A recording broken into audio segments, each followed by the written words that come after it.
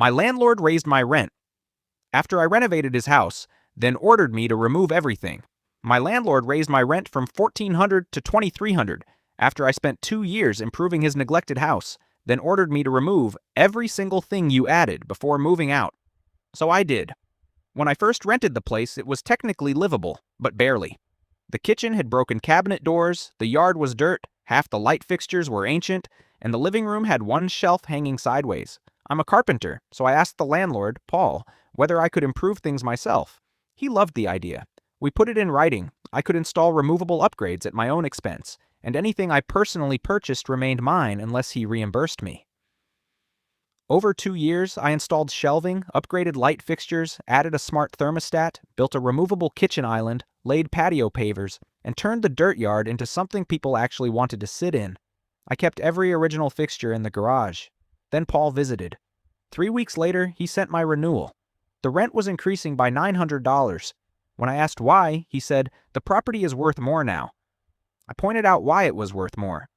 He replied, "You chose to improve a rental. That doesn't make it yours." Fine.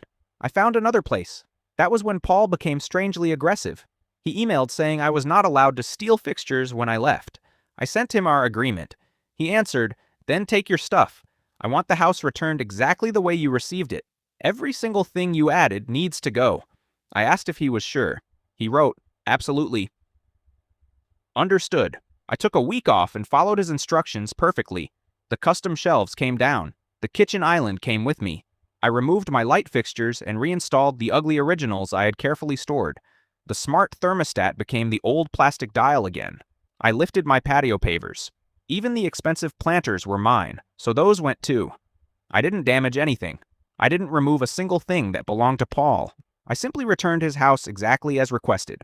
Paul arrived for inspection and went silent. He asked where the patio was. I showed him his email. Then he asked about the island. Same answer. Apparently, he had already advertised the house using photos of my upgrades at $2,300 a month. The first prospective tenants toured it the next afternoon. They didn't apply, neither did the second couple.